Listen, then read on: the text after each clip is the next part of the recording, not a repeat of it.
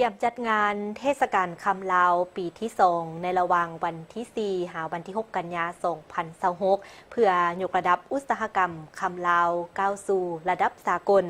ซึ่งพิธีแถลงข่าวการจัดเทศกาลคำลาว2026ไม่ได้จัดขึ้นในอาทิตย์ที่ผ่านมางานเทศกาลคำลาว2026เป็นการสืบต่อผลสำเร็จจากการจัดงานข้างทำอิฐในปี2025ถือเป็นการก้าวเข้าสู่ปีที่2ด้วยความภาคภูมิใจงานในปีนี้จะจัดขึ้นภายใต้แนวคิดคำลาวสู่คำโลกยกระดับอุตสาหกรรมคำลาวสู่มาตรฐานสากลเสื่อมโยงความหัวมือสร้างความเสื่อมันเติบโตร่วมกัน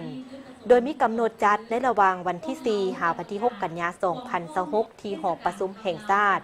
งานครั้งนี้จัดขึ้นโดยความร่วมมือระหว่างธนาคารคำลาวสมาคมคำเครื่องประดับและอัญมณีลาวสมาคมหัตถกรรมลาวพร้อมด้วยภาคส่วนที่เกี่ยวข้องเพื่อยกระดับอุตสาหกรรมคำเครื่องประดับผ้าไหม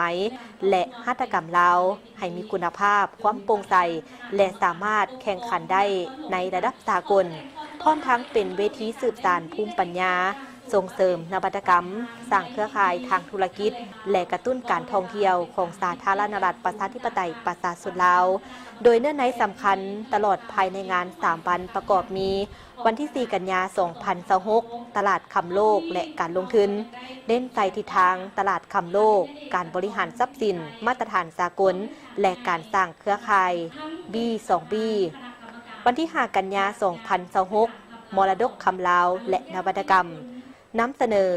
สีมือสร้างลาวและการออกแบบร่วมสมัยเดินแบบเครื่องประดับ